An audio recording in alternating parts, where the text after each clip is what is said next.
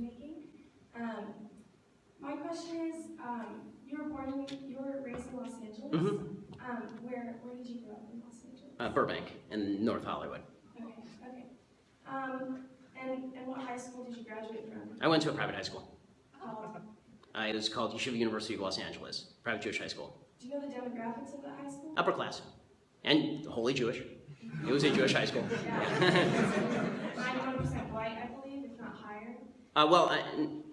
It's not. I mean, just statistically, it's not possible for it to be 100% or higher. But beyond that, Jews are not all white. Just so you know. In fact, half of Jews are Middle Eastern. I'm not saying that it's 91%. I'm not talking about whether the Jews or not. I'm married to a non-white Jew. Okay. Right? She's Moroccan. So, and you went to a couple different colleges? Mm-hmm. Well, I went to one, and then I went to law school. Yeah. Did you have to work in high school? I did. Let's see. Did I have a job in high school? No. Okay. No. And did you put yourself through college? Yes. Fully? I paid my own way in college. Good for you. Do you have any kids? Is this going anywhere, or at the end you bring out my family and this is where is your life?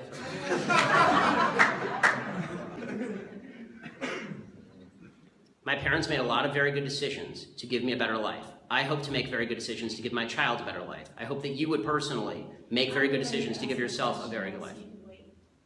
Would you? Well, this question has now gone on longer than speech, so if you would like to get to the question mark, I'd be happy. Sorry, you kind of interrupted me, so I'm trying to remember so I can say it clearly so you can understand what I'm trying to ask. We're still here. Go ahead.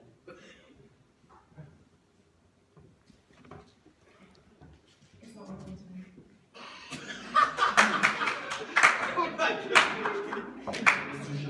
Well, then it wasn't worth mine. So, for instance, institutional racism. Yes. I mean, you can even go back 40, 50 years. Then there was institutional racism. I'm talking about now. Yeah. And I'll freely acknowledge, anyone who doesn't acknowledge there was institutional racism For sure. 40 or 50 years ago is an idiot, obviously. Absolutely. But I mean, so to then go to the other extreme and to say that there is zero racism, institutional racism or something like that, 40 or 50 years, and I mean the fight for racial equality, I think even the most conservative person wouldn't say that it ended with the repeal of Jim Crow. No, it didn't end with the repeal of Jim Crow, obviously. Yeah. Look at the 70s and the 80s, for Exactly. sure. No, 100%. Yeah. But there's been, Absolutely. as President Obama said, there's been enormous progress. He and I disagree on the level of progress. But, but here's the question. Yeah. When people use it, and I said before I don't like vague terms. Yeah. The term institutional racism is vague. The reason I can say there was institutional racism 40 or 50 years ago is because I can name the specific institutions that were racist. Absolutely. So if you want to say institutional racism, I need you to tell me which institution is racist, and then we Yeah. can go fight it together. The reason I object to Yeah. the term is when people say institutional racism, generally it's just an excuse to do nothing and complain. Right? Sure. People say institutional racism, that creates poverty, therefore more government. That doesn't wash for me. And so that makes sense to me. And so what I would say in response to that is that I mean it can be tough to identify or break down exactly what's going on. I mean, Do you see the necessity for doing so, though? 100%. I mean, I also, you're obviously a free enterprise guy. Even when you can't necessarily break down things 100%, you still sometimes, have to make a decision. It's sometimes still useful to take action.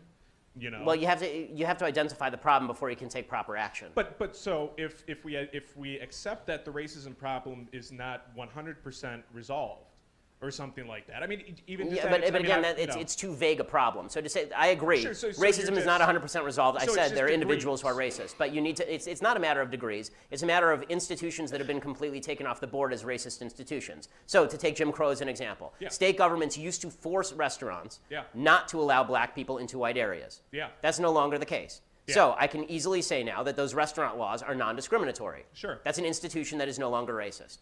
Right, and that's because that institution had a racist law, and now that racist law is gone. If you can point to somebody who's a racist, I'm happy to talk about that person and whether they should have that job. Absolutely, yeah, that makes sense. Outside of pointing to specific people, that's the only way at this point. As long as the laws are repealed, there is no institutional racism. You can point to specific institutions too, but I need something to fight. You can't send me out there to fight windmills. Yeah, I want to fight but- racism so too, if but I we're- need something more than we're- windmills. If we institutional racism, I mean, if we even just expand on the definition of that, even just a tiny bit, just from specific institutions, specific laws, and such, to racism prevalent throughout our institutions. No, because again, you need to name the institution. It's too vague. I mean, the library is not racist. Like this is a problem. If you go into a doctor and you say, "I hurt," and the doctor says, "Where?" and you say, "I hurt," doctor's going to have a real tough time coming up with exactly how to cure you. But that's his job. It would be unfair. It is not the doctor's job to tell you how you hurt. It's your job to tell the doctor where he hurts. It's 100. So yeah, but all right. So and I get what you're saying. No, it's a fine conversation. The problem is it's all out there in the ether. So if it can at some level be reduced down to something we can solve. Yeah. Every problem has to be reduced to something you can solve. Otherwise, it's just bitching. Absolutely, yeah.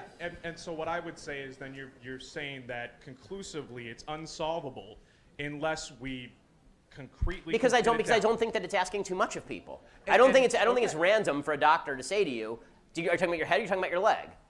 Right? I think that's a perfectly reasonable question for the doctor to ask, and I wouldn't call him a bad doctor who's ignoring the problem. If you just come in and give him a problem that he can't even have a shot at diagnosing. Yeah, but that's not a perfect analogy either. No, it isn't a perfect analogy. It's a very rough analogy. Yeah, for sure. Yeah, well, and so, I mean, just as an example, a mute patient, someone who can't communicate their illness or their problem whatsoever.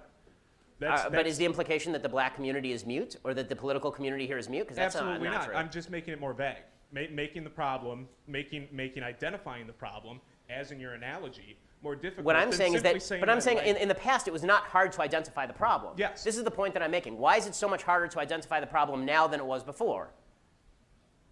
I mean, and I guess then, as it seems like, it depends on how you're looking at the Because problem. the answer is because things have been mitigated and now people struggle to actually identify the problem. So instead they prefer to talk in vague terms and then they can invoke government action. That's why. And so I would say that that's not the only explanation. That isn't the only explanation. Okay, well then maybe there's a legitimate, maybe it is legitimately difficult to identify that. And maybe when they legitimately give me a problem I can solve, we can get outside And of our that's fair identity enough. politics. That's But fair otherwise what it comes down to, and this is an unsolvable problem that divides us all, is I'm black and I say that there's institutional racism, and I'm not going to describe to you what that means or what that encompasses, but you're just going to have to be me. And the answer is no, because we live in a common society. I think that's an unfair characterization. These viewpoints that you're talking about. Well, I don't think it's an unfair characterization of a lot of what the Congressional Black Caucus says, for example. Well, all right. So, in that respect, I think that's. And I don't mean to cut you off. I think it's been a good conversation, but I think you see where I'm coming from, which is, if you want me to be on your side, which I think I want to be on your side too, because we all want to fight the same thing here. On your side. Okay. Yeah. Awesome. So all you have to do is give me a solvable problem instead of just putting out there a vague phrase and then expecting that we're going to come to some sort of kumbaya moment, because it ain't happening. But at least that's a different, it's not incensed rhetoric against, I don't think it's incensed rhetoric to say that you have to identify the problem. So thank you. Thank you. There have been things throughout history that, regardless of the person's own actions, have not been able to been rewarded like whites have. And if you look at things like, I'm sure you're well aware of the GI Bill during World War II, how blacks, general information, were not able to get the same benefits. Yeah. So how can you say with the advantages of white people being able to accumulate wealth and the benefits throughout time, how can you say that hasn't put black people today at a disadvantage because of that? It has put black people today at an initial disadvantage, but that does not mean that the rules by which they play are different than white people now. Okay, so the fact is that some people are born poor, and put race aside for a second, some people are born poor, and some people are born rich in America. Right? We can acknowledge this. Some people are born poor, and some people are born rich. That does not mean that, number one, the poor people have a right to go to the rich people and take away their money, because that's called theft. And second of all, it also does not mean that making individual good decisions does not allow the poor person to become rich. There's tremendous income mobility in the country even still. And so the idea is, if the idea is that your grandfather, your great-grandfather couldn't go to college because of the racism in the GI Bill after World War II, and that's why you flunked out of high school, I don't buy it. I don't buy it. You know, make good decisions, you will get a better result. It doesn't mean we all start in the same place, we don't. None of us start in the same place. Some of us are smarter, some of us are dumber, some of us are taller, and some of us are shorter. You know, that's the reality of life. That's just how the universe is. The question is what we do to better ourselves. And if the idea is that you get to take money from people who were not involved in your oppression in the first place in order to rectify something that happened to great-granddad, then we can play this game of historic grievance all the way down the line. And if I could just ask one more Sure. question, would that be all right with you? You talk about social mobility. I think that's very important. It's what helped build this country. A lot of people of color are living paycheck to paycheck, and allows for very little room to move upward. Yes. How would you address that? By less market regulation, by less regulation in housing, for example, let people build more housing, because that's what drives the price down, better supply of housing. By less government regulation and rent control, which leads to less supply of housing. By allowing businesses to start up and hire people without all of the licensing fees and taxes that are associated in the state of California, for example. With that, by getting rid of the minimum wage, because because the minimum wage puts half of the people who could get those jobs out of work. Right now, you put the minimum wage up at $15. College grads will be making the minimum wage, and all the people who are 17 they want to start working their way out of poverty, they will not get those jobs. No one's going to pay a 17-year-old kid to flip burgers. Right? It's not going to happen. So what you need, less regulation allows for more economic freedom, which is why in the past, when you had less regulation, you saw more social mobility. Social mobility slows as government sticks in the gears of the economy. This is why the inner cities, for example, areas that have been governed by Democrats have very little social mobility. You see permanent poverty, generation after generation, because no one is starting a business in the inner city because of regulations and taxes. This is what happened to Detroit, right? Detroit got completely cleaned out. Detroit was the industrial heartland of the United States. Through government subsidies, regulations, and high tax rates that confiscated property and wealth from the people who were generating it, all the businesses left. They raised the taxes again because they felt like they still owed people their money, so they raised the taxes again. More people left. They had no tax base. And so now Detroit is a center of permanent poverty and what looks like a zombie aftermath. Hi, Ben. I'm also Ben. I have a two-part question for you. No relation. Okay. The first is in response to an article you wrote about healthcare and armchairs. Yes. And my first This question, one, the left hated this one. Oh, yeah. I was not a fan either. But good. I'm glad you came in. yeah, thank you. So I was wondering, you said that if you had to go find a cheap X-ray or a cheap armchair, you would go to find an armchair. If your life depended on, you have to find a chair today and buy it now. Yes. Versus you have to find an X-ray and buy it now. You would buy the armchair, yes. Yeah. So my question is, part of what allows you to find a cheap armchair is that there's such a difference in quality. Yes. You know, you can go and buy a chair that's $5, probably going to break soon. Yep. But so with healthcare, Which I said in the piece, actually. yeah. Yeah. So with healthcare, if it's something you don't really want to go like some guy who's offering a $5 X-ray and say, hey, you want an X-ray? Why? So, because if your life depended on it, I don't think that it would be a situation where you'd be willing to risk the. So let me ask you this: why should an X-ray cost $200, $1,000 through an insurance company? It's literally a machine. An X-ray technician takes a picture of it and then sends it to a radiologist who actually looks at it. Right, or a doctor looks at it. So I don't know enough about the healthcare industry to answer that. But The reason I'm saying this is because what I'm saying is that one of the reasons these things are so much more expensive and so much less competitive is because you do not actually have a free market in healthcare. You have a heavily, heavily regulated market in healthcare. If you want cheap X-rays, you have to have a competition in the X-ray business. There is no competition in the X-ray business. You can't go and look up a list of X-ray companies that are going to give you an X-ray today and then call them for the lowest price. In fact, if you go into the doctor right now and you say, I want you to take a look at this X-ray, how much will it cost me? The doctor will tell you, I can't give you that answer. Right? The doctor will tell you, I'm going to have to talk to your insurance company, or maybe I'm going to have to run it through my system, and then I'll get back to you. Is there any other product in America where if you went into a restaurant and you said, how much is that cup of coffee? They said, drink the cup of coffee, we'll tell you later. Right? It's not a free market. The point that I was making with the armchair comparison is not, of course, that armchairs are morally equivalent to healthcare. Obviously, people need healthcare more. Okay? Perhaps a better comparison would have been bread, right? Because people need bread. Okay? But the reason that bread is cheap is because there's a free market in bread, not because government is subsidizing bread. So the point that I was making is if you actually want to increase supply, the point I was making in that column, and overall about this, is that healthcare is not a right. healthcare is a commodity.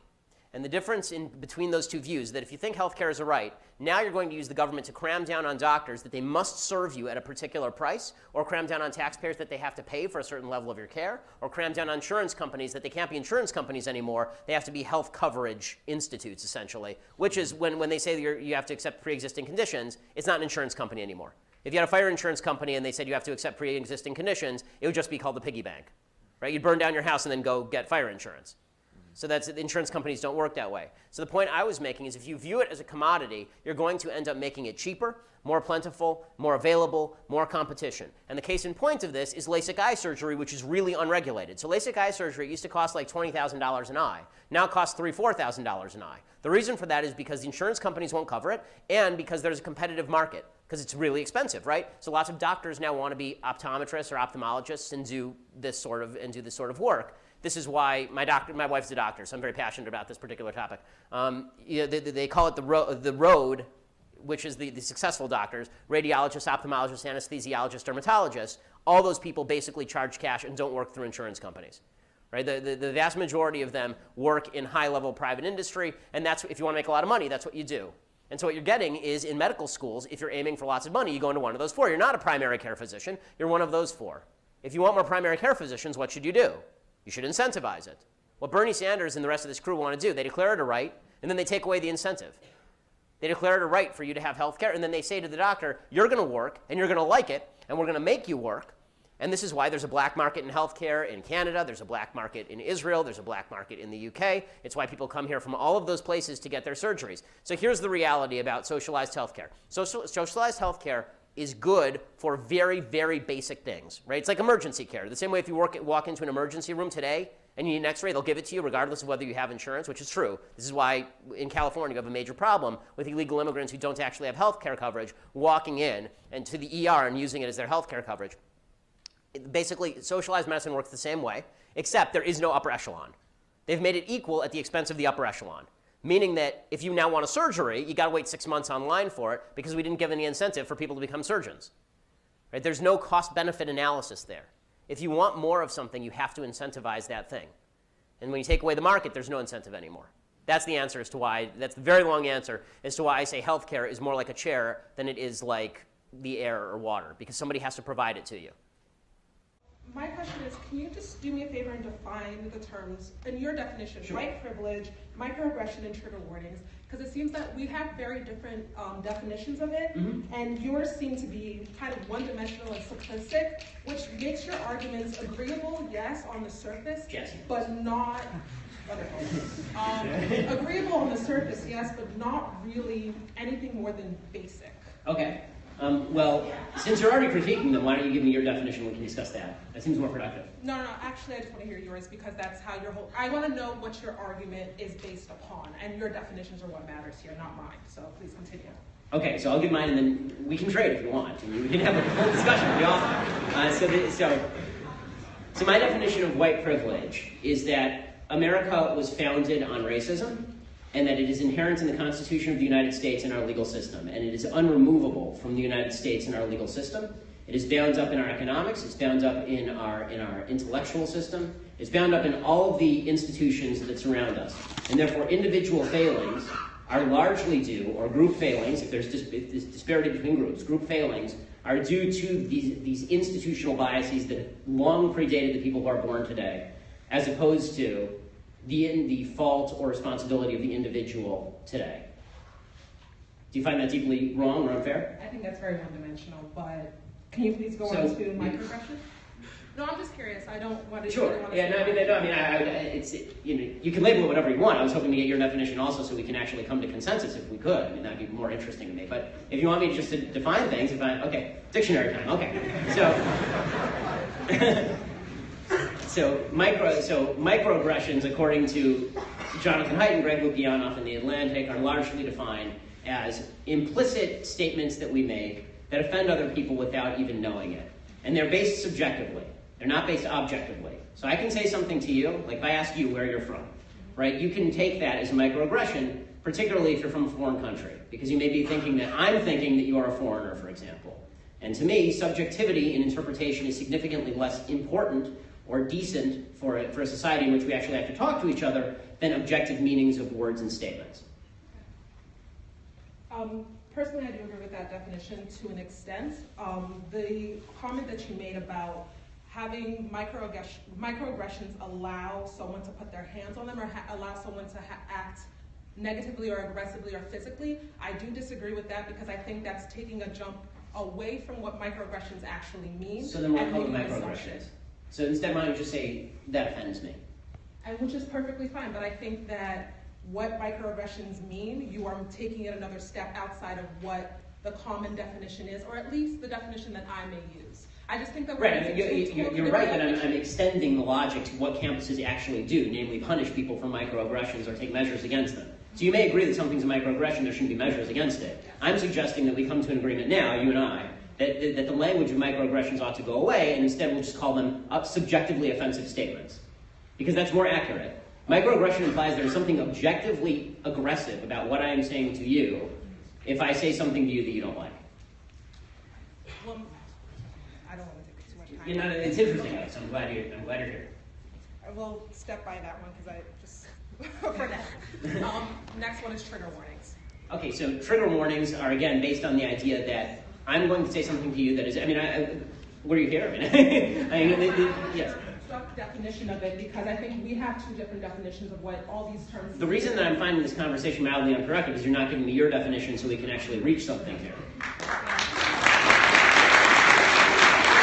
Again, I'm happy to define things until the cows come home, but what I enjoy doing is actually figuring out, if you think I'm wrong, you tell me where I'm wrong, and then we can discuss where I'm wrong or not. That seems more productive to me. Wouldn't it be more productive to you? I mean, as opposed to me just saying Okay, so it would be more productive, but this is a lot. Oh, it's a lot more people when I want to speak. We have a long line. Yeah, I'm sorry. So thank you. Again, folks, if you want to email me, if you want to email, my email address, if you want to have these discussions in more length, is bshapiro@dailywire.com. I'm always happy to have long conversations as time permits to do these things.